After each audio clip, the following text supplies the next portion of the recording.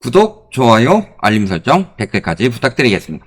미국 증시에서 원희 부부가 일어나고 있다고 하는데 지금 나타나고 있는 금리, 환율 등등과 관련이 있는 상황일까요? 요거는 제가 기사를 빼놨는데 고마워해라, 마이 무다 아이가 하고서 증시를 떠나고 있다.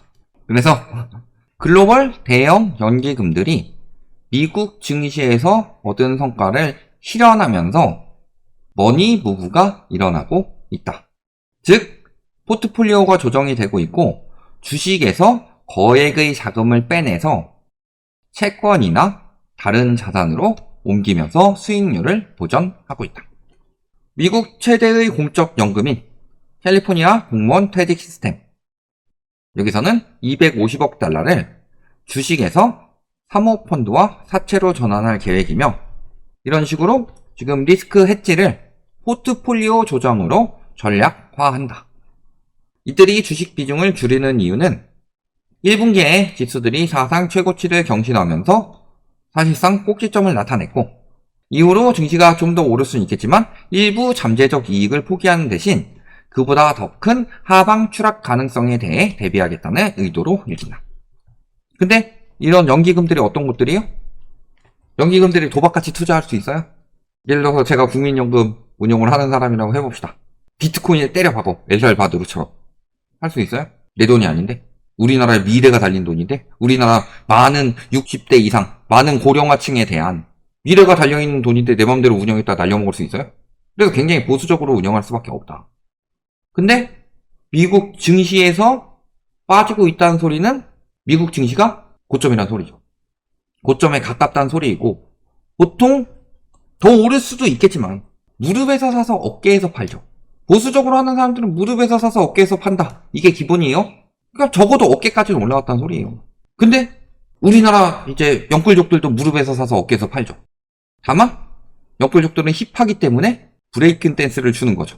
무릎에서 사서 어깨에서 판다, 이런 형식으로 진행을 하고 있는 건데, 그렇다는 것 자체는 미국 증시가 핵심이 아니라 위험 자산에서 자금이 이동한다, 이게 현실이란 소리예요. 어디서? 연기금에서. 그렇다는 것 자체가 위험 자산이 고점이란 뜻이고요. 지금 긴축 시장인데 증시가 폭등을 했다, 금리 인하 이야기 나온 것만으로 이게 지금 전 세계적으로 글로벌적으로 얼마나 미쳐 돌아갔냐. 미쳐 돌아간 심리 플러스 과잉 유동성이 영향을 주고 있는 거다. 그러니까 지금 또 보시면 어때요? 증시에 돈이 들어가고 있죠. 미국 같은 경우는 증시가 지금 금리 인하 이야기 할 때마다 막 폭등 이야기 나오고 그런 이야기들 했어요. 그런데 미국 저축이 어땠어요? 미국 파멸적 소비라고 합니다. 왜 미국 파멸적 소비라는 이야기가 나오느냐. 소비가 지금 통 크게 진행이 되고 있고, 그래서 물가를 잡지 못하고 있는데, 문제는 금리가 오르면 저축이 증가하고 은행이 돈을 흡수를 한다. 근데 금리가 올랐는데 개인 저축률이 줄어들고 있다.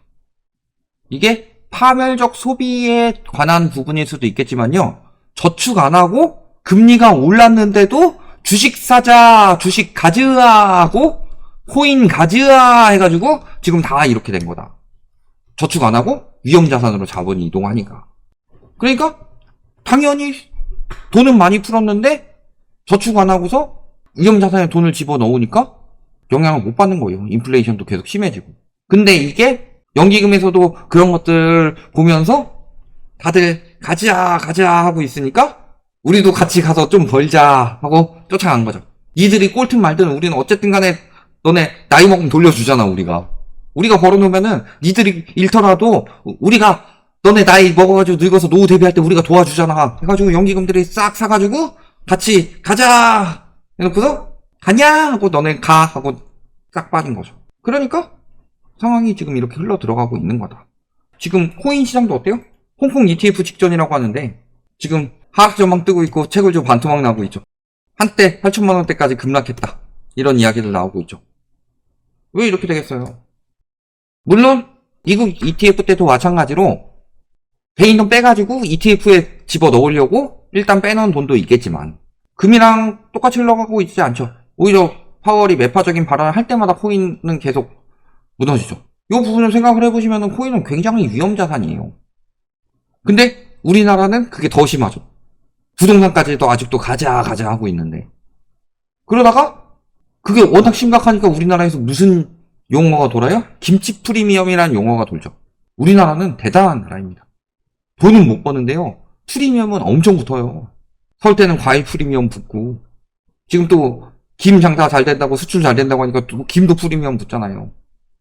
총선 끝나니까 다 올라요, 물가가. 근데 저희가 이런 부분에 대해서 늘 말씀드렸죠. 달러가 왜 오른다? 아까 질문하신 분 거 붙여서 해봅시다. 달러 채권 바꿔줬는데요. 환율이 많이 올랐는데 더 오를 것으로 보시나요? 이렇게 물어보셨잖아요. 그러니까 그때 저희가 달러 왜 사라고 그랬어요.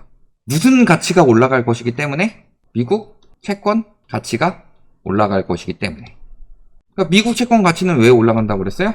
미국에서 결국에는 금리 고점이라든 이야기가 나왔기 때문이죠. 결국에는 미국에서 금리 고점을 찍고 금리 인하가 시작이 될 건데, 이 금리 인하가 시작이 될 때 세계의 자본들을 빨아들인다고 그랬죠. 그러니까 금리 인하 시작도 안 했는데 달러 가치가 튄 거예요. 금리 인하하면 달러 가치가 떨어지지 않나요? 저희가 저번에도 말씀드렸지만요. 지금 달러 가치가 올라가고 있는 게 아닙니다. 지금 달러 가치가 올라가고 있는 게 아니에요. 많은 분들이 지금 언론에서 이야기하는 부분에 대해서 착각하고 있는데, 달러 가치가 지금 올라가는 게 아니라 달러 가치는 떨어지고 있어요. 달러 가치가 떨어지기 때문에 미국의 물가가 폭등을 하고 있는 거예요. 실물 가치 대비 화폐 가치죠. 미국의 물가는 그 화폐가 달러죠. 그럼 실물 대비로 달러 가치는 굉장히 많이 떨어지고 있다는 소리예요. 근데 환율이 왜 튀어요? 달러 가치는 떨어지는데 원화 가치는 개떡락하니까. 달러 가치는 요만큼 떨어졌는데 원화 가치는 이만큼 개떡락했으니까 환율이 폭등하는 거예요. 그럼 결국엔 미국에서 인플레이션 끝내고 금리 인하되게 되면은 강달러가 끝나는 거죠. 달러 가치가 떨어진다고 생각을 하는데, 그때 달러 가치가 떨어질 때 세계적으로 다른 가치들은 더 많이 떨어진다. 이거는 늘 그래프로 보여드리지만 지금 77원까지 떨어졌네요. 금리 인하 기대감이 멀어지니까 달러 가치가 오히려 떨어지고 있지 않아요? 자, 94년부터 95년까지 IMF 때 금리 올리고 그 뒤에 금리 내렸을 때 우리나라 IMF 사태 터지면서 달러 가치가 튀었습니다. 외국인 자본이 빠져나가면서 위기가 온 거예요. 2006년부터 2008년까지 금리 올리고 2008년부터 금리 낮추니까 우리나라도 위기 오면서 달러 가치 튀었죠. 이번에 아직 그런 일 안 나왔어요. 근데 항상 저렇게 자금이 빠지는 나라가 어디냐? 97년도에 일본 망했어요? 아니요, 일본은 91년도에 망하고 회복이 안 되고 있었죠. 중국이 그때 망했어요? IMF가 중국까지는 안 갔어요. 중국은 버텼어요, 그때. 그러니까 저런 부분을 생각을 하셔야 된다는 소리예요. 미국에서 금리 인하면은 환율이 안정될 거다. 되게 웃기는 말인 게요. 파랑이 미국이고 빨강이 한국이죠. 그랬을 때 거의 비슷하게 해가지고 더 뒤늦게 올렸지만 미국보다 끝까지 더 고금리로 버텼죠. 그때도 달러같이 튀었는데 지금 미국보다 금리는 낮아요. 우리나라는 지금 3.5고 미국은 5.5인데 이런 사태가 끝나고 나면은 그 다음에 항상 어떻게 됐다? 여기 보세요. 이때 그 다음에 글로벌 금융위기 직전에, 그 다음에 코로나 직전에, 그 다음에 18년부터니까 그 다음에 현재죠. 다시 원달러 환율로 가보세요. 이때 그리고 요때죠. 다음에는 어떻게 되겠나요? 뭣도 모르는 사람들이 미국에서 금리 내리면은 달러 가치가 떨어지고 환율이 안정될 거라고 그래요. 미국에서 금리 내리면 우리나라는 금리 안 내릴 거예요? 미국에서 금리를 3.25까지 내릴 때까지 우리나라는 금리 한 번도 안 내리면 그게 가능하겠죠. 환율이 떨어지겠지. 금리만 보고 따지더라도. 근데 그렇게 됐을 경우 한국 채권 안 사고 미국 채권 사요? 그러면은 한국에서 번 돈 달러로 환전해가지고 미국 채권 사러 가겠죠. 연기금부터 이동하기 시작했는데 개인들도 따라가겠죠. 왜? 연기금 자본이 주식에서 빠지면 주식시장 어떻게 되겠냐. 이런 것들 보시면 전반적으로 자금의 이동이 보일 거죠. 그러니까 그냥 되게 단순하게 설명하는 사람들이 있어요. 금리 오르면 미국이 강달러가 되니까 환율이 튈 거고, 금리 떨어지면 미국이 약달러가 되니까 가격이 떨어질 거다. 자금의 이동. 그 다음에 미국 달러 가치만 보는 게 아니라 미국에서 금리 0.5% 내렸는데 다른 나라에서 1.0%포인트 내리면은 미국 달러 가치가 상대적으로 더 높은 거죠. 그러니까 그 비교적인 부분을 해야 돼요. 그런 걸 다 빼놓는 데니까요. 사람들 속여 먹으려면은 일부만 보여주면 돼요. 그러니까 가장 이야기 많이 나온 게 뭐예요? 공급 부족. 공급 부족 같은 소리 하고 있다고 그랬죠. 지금 서울의 매물이 과거 코로나 때만 하더라도 과거 4만 건대였는데 지금 8만 건이 넘어갔어요. 어디 봐서 공급 부족이에요. 공급이 4만 개가 늘어났는데. 근데 신규 공급만 가지고 이야기하죠. 왜 근데 공급 부족이 안 돼요? 신규 공급이 줄어드는 이유는 수요가 줄어들었기 때문이죠. 수요 공급에 놀리는데 공급만 가지고 말하고 있죠. 그것도 모든 공급을 다 이야기하는 게 아니라 신규 공급만 가지고 이야기했죠. 매물도 공급인데. 그러니까 일부만 떼가지고 보여주면은 오른다는 이야기는 얼마든지 할 수 있어요. 근데 저희는 항상 전체적으로 이야기를 하죠. 전체적으로 이야기하면서 질문도 받잖아요. 그런데 왜 Q&A 못하는 줄 알아요? 이런 논리로 이야기하면은 대답을 못할 거거든. 크게 보면. 나무를 보지 말고 숲을 봐야 되는데 잎사귀 하나 가지고 지금 이야기를 하고 있는 거예요. 잎사귀 하나만 보고서 잎사귀가 굉장히 튼튼합니다. 그러면은 아, 이 숲은 살아나겠구나. 근데 그 잎사귀가 마지막 잎새예요. 그것도 창문에다 그려놓은 마지막 잎새예요.